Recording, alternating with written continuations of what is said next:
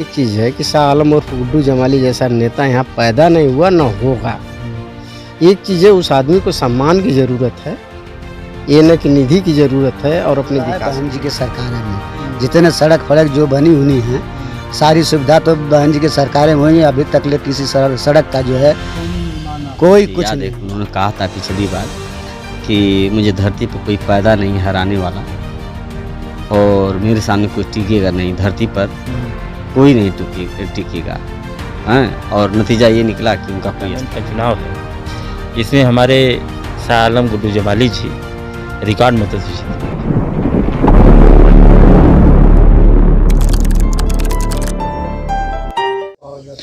नमस्कार दोस्तों, इस समय मैं आजमगढ़ ज़िले में हूं और आजमगढ़ में इस समय उपचुनाव बड़े जोरों पर है। और हम बता दें तो आजमगढ़ में जो 3 दिग्गज लड़ रहे हैं और बहुत ही गहमागहमी है और इस आजमगढ़ के उपचुनाव पर पूरे उत्तर प्रदेश की नज़र है। यहाँ पर मैं उपस्थित हूँ मुबारकपुर विधानसभा क्षेत्र के अंतर्गत जहानागंज ब्लॉक आता है, उसी ब्लॉक के एक गांव में उपस्थित हूँ और यहाँ पर कुछ लोगों के जो वोटर हैं और जो सपोर्टर हैं उन लोगों से हम बात करेंगे इस मुद्दे पर कि किसको किस तरफ जा रही है जनता। क्योंकि जो गांव होता है, गांव के ही मुद्दे पर जो विकास को लेकर ही चुनाव लड़ा जाता है, लेकिन इन्हीं गांव के जो विकास की अगर हम बात करें तो कुछ होता नहीं है। तो हम शुरुआत कर रहे हैं गांव से। गांव में हम आए हैं और गांव की समस्याओं को हम जानेंगे और इन लोगों से बात करेंगे कि आखिरकार किस तरफ झुकाव है इन लोगों का। क्योंकि उपचुनाव है और उपचुनाव के बाद फिर से 2 साल बाद, 2 ही साल बचे हैं, 2 साल बाद फिर से लोकसभा का चुनाव होगा 2022 में। और तो फिर क्या होगा, क्या कुछ होगा, हम इनसे जानने का प्रयास करेंगे। कुछ गांव के लोग यहाँ पर बैठे हुए हैं। दादाजी, क्या नाम है आपका? हमारा नाम बसंत राम। अच्छा, ये कौन गांव पड़ला? इदिलपुर मौजा। अच्छा, इदिलपुर जहानागंज ब्लॉक है। तो अच्छा बताइए, इस समय वोट पड़े वाला है यहाँ उपचुनाव का। यहाँ से कई लोग 2-3 जाने बड़ा नामी गिरामी लोग लड़त हुए। अगर बसपा से हम बात करें तो जो शाह आलम उर्फ गुड्डू जमाली जी हुआ, एक बाद भोजपुरी का सुपरस्टार निरहुआ जी हुआ, एक बाद सपा से हम बात करें तो धर्मेंद्र यादव जी हुआ। तो केकरे तरफ इधर का झुकाव है? हमारे करे के मतलब गुड्डू जमाली के। अच्छा, काहे? वह हमारा ठीक काम करेला, यही से काम जो कर रहे हैं हमारे लिए वो अच्छा कर रहे हैं, इसीलिए मैं उनको अच्छा मानता हूँ। जैसे कि गांव में विकास की अगर हम बात करें तो कुछ हुआ है कि नहीं हुआ? नहीं, वो लोग को नहीं हुआ। नहीं, जो कुछ करके हम लोग पहले जो विधायक थे जो कर गए थे वही पड़ा हुआ है, इसको अलावा कोई नहीं है। रास्ता घाट अग्रम कुछ नहीं, जैसे वो करके गए थे और उससे भी ज़्यादा अभी खराब है। अच्छा, हाँ। दोस्तों, हम आपको बता दें कि 2 बार से यहाँ से विधायक रह चुके हैं गुड्डू जमाली जी और इस बार फिर से बसपा के टिकट पर यहाँ से उपचुनाव लड़ रहे हैं सांसदी का, और उन्हीं की बात कर रहे हैं, उनके सपोर्टर हैं। दादाजी, आपका नाम बताइए। हमारा मूलचंद नाम। हाँ, तो आप का लगत है यहाँ से कुछ के आपको वोट सीधा बताएं, वोट के करे तरफ जाता आपको? हमारे तो जमाली कह जाए। आपका भी? हाँ। अच्छा, काहे का मतलब उनकरा में और जैसे और लोगों में का फर्क तो बहुत है, बाकी जमाली जौले रहना तौले कुछ काम करना, और जो यार थे कुछ ना काम करे, घर तक ले ना यार पूछा भर के मान के जितनी परेशानी हमान के। फिर 2022 में विधायकी के चुनाव लड़ रहे ये मुबारकपुर से फिर कैसे हार गए के जमाली? हाँ। अरे भाई, अब हरावल गल तब बन हारना। अच्छा। हाँ, दूसर पार्टी हरौली तब बन हारल हुआ, बाकी यहाँ से तो जीत गल ना। अच्छा, यहाँ तो जीतल हुआ। एदा पारी का लगा था आपके? एदा पारी हमान के वह ठीक हो। मेरा नाम बेचई राम है। अच्छा, आपको क्या लगता है यहाँ से को किसका पलड़ा भारी है? यहाँ से तो गुड्डू जमाली का पलड़ा भारी है। अच्छा। उनको जिताया जाएगा। उनका कार्य जो है बहुत ही सुंदर है। हाँ, बस। अच्छा, यहाँ से 2022 में विधानसभा का चुनाव लड़ा था उन्होंने यहाँ ही मुबारकपुर से, वो हार गए। फिर यहाँ से हार गए। जमाली साहब पार्टी छोड़ के हट गए तो हार नहीं था उनको। अच्छा। पार्टी में रहे होते तो जीत गए होते। अच्छा, मतलब कि बसपा में वो रहे होते तो जीत गए होते। हाँ। हाँ। इस बार बसपा में से चुनाव लड़ रहे हैं तो जीतेंगे। हाँ, ये कहना है आपका? जीतेंगे। हाँ, जीतेंगे। अच्छा। हाँ। तो और क्या, अगर विकास की हम आपके गांव की अगर हम बात करें तो यहाँ से जो अगर 3 जिलों की हम सीधे 3 जिलों की अगर हम बात करें, आजमगढ़, मऊ और गाजीपुर जिला, तो पूरा सपा का ही कब्जा है। जितना विधायक हैं सपा के ही लोग जीते हैं। तो क्या जो अगर विकास की हम बात करें गांव के, तो कुछ हुआ है? रोड विकास की बात हुई तो विकास तो हम लोग का हुआ है बहन जी के सरकारें में। जितने सड़क फड़क जो बनी हुई हैं, सारी सुविधा तो बहन जी के सरकारें में हुई है। अभी तक ले किसी सड़क का जो है कोई कुछ नहीं हुआ है। हाँ, कोई बातें नहीं हुई। जितने उभड़ खाबड़ उसी तरह सारी सड़कें पड़ी हैं, कोई काम कार्य नहीं हुआ। तो कैसे हम लोग बताएं? जमाली साहब हम लोग के साथ जो सटे रहते, जब विधायक थे 2 बार, तब से लेके ही गरीबों के लिए सटे हैं, सब कुछ किए। थोड़ा सा ये पार्टी में से निष्कासित नहीं होते तो ये भी विधानसभा जीत गए होते। लेकिन फिर पार्टी में आ गए तो अब की उनको जिताया जाएगा खूब मन धन से। सही है, शुरू करें? अच्छा, आप अपना परिचय जरा बताइए। जी श्रीमान जी, आपको नमस्कार। सदर जिला पंचायत सुल्तानीपुर से मैं सदर जिला पंचायत प्रतिनिधि हूँ। और वहाँ की जनता ने हमें जो है कि 15,246 वोट दे करके निर्दलीय प्रत्याशी के रूप में मेरी बच्ची को जो है सबसे ज़्यादा वोट दे करके एक प्रदेश में लोकप्रिय और चर्चित महाप्रधान होने का जो इतिहास बनाया है। अच्छा, ये मेरा परिचय है। अच्छा, आप महाप्रधान हैं और हम चाहते हैं कि इस यहाँ पर आए हैं चर्चा के लिए कि आखिरकार जो ये उपचुनाव है, इसमें किसका पलड़ा भारी दिख रहा है? इसमें पल्ला श्रीमान जी आदरणीय गुड्डू जमाली साहब का जो है पल्ला भारी है। और भारी नहीं है बल्कि इनके सामने कोई जो है किसी का वजन ही नहीं है।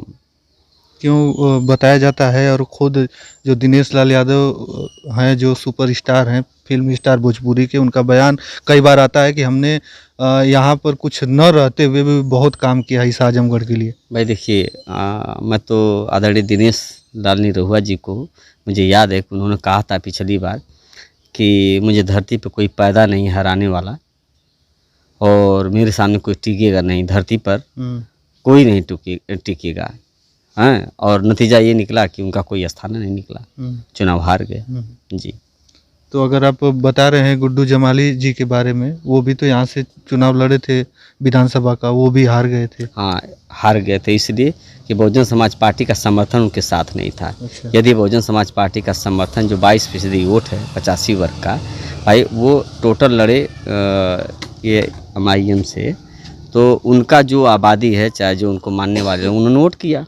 तो सिर्फ एक अपने भाइयों के साथ अगर चुनाव लड़ेंगे तो उनके भाई और उनके समाज के लोग उनको वोट देंगे, उसको चुनाव तो जीतेंगे नहीं। जब बहुजन के साथ जुड़ेंगे, बहुजन मीन्स बहुजन समाज पार्टी के लोग जब जुड़ जाएंगे तो उनकी 22% जानते हैं, ये मतदान करते हैं, तो 22% है तो 20% हो गए, 42% हो जाएगा।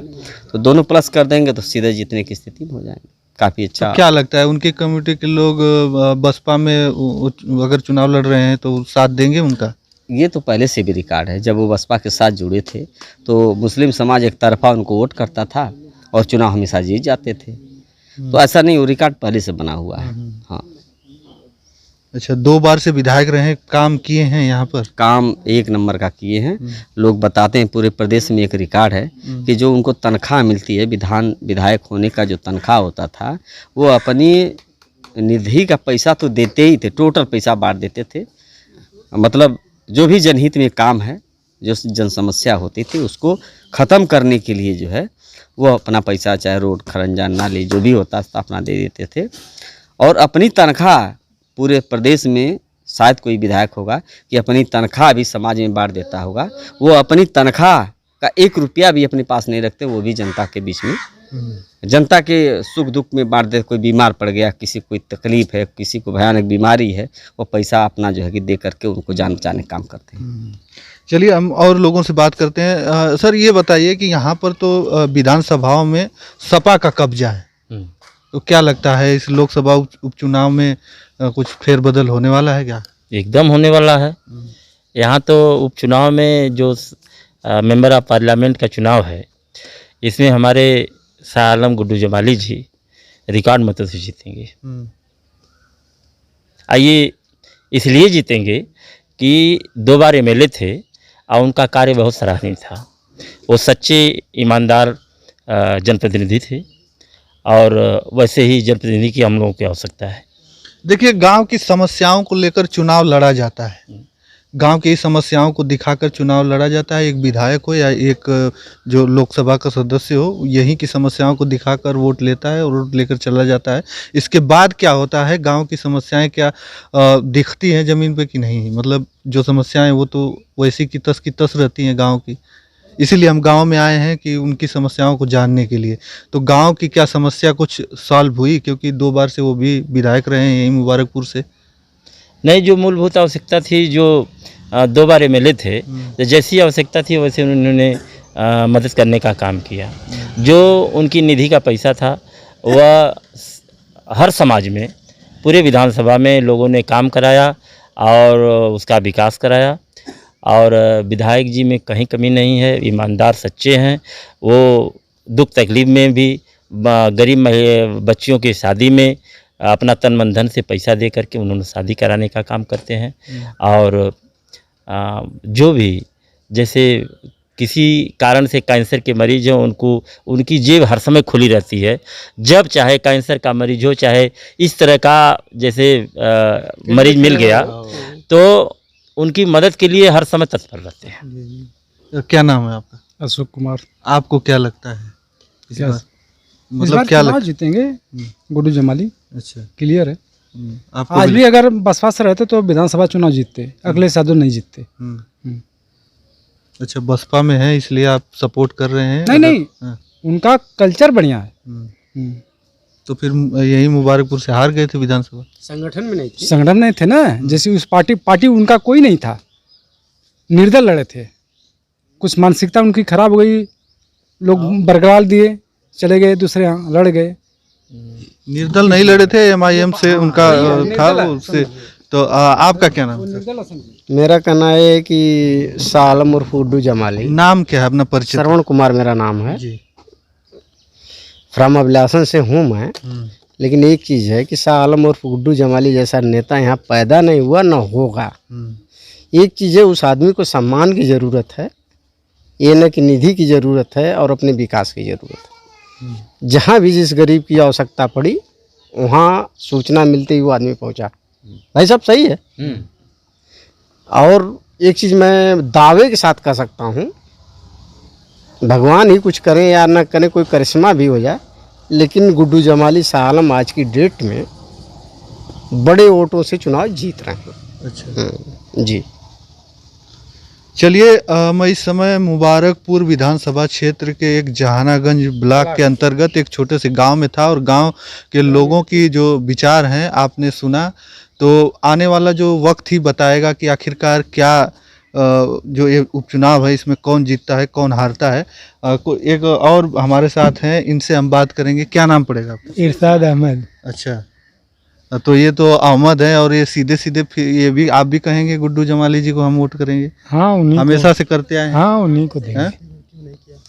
तो पिछली बार नहीं किए आप लोग, इसलिए हार गए? पिछली बार तो हम वोट दे ही नहीं पाए। कहाँ? ये आरटीओ वाले ऐसी जगह ड्यूटी लगा दिए थे, वो 6 बजे से वोट था और ये दीदारगंज 100 किलोमीटर। अच्छा, ड्राइवर हैं आप? हाँ, इसलिए हम वोट नहीं दे पाए थे। चलिए, वोट नहीं दे पाए, इस बार देंगे। तो हम सारा कुछ दिखाते रहेंगे और जो मूलभूत सेवाएं होती हैं और इसी विकास के मुद्दे को लेकर चुनाव लड़ा जाता है, इसी गांव के मुद्दे पर लेकर। लेकिन गांव के विकास को कहां तक किया जाता है, क्या किया जाता है, हम गांव में जो ग्राउंड जीरो रिपोर्ट दिखाते रहेंगे। तो बस इस वीडियो में इतना ही। अगले वीडियो के साथ हम जल्द उपस्थित होंगे, तब तक के लिए धन्यवाद।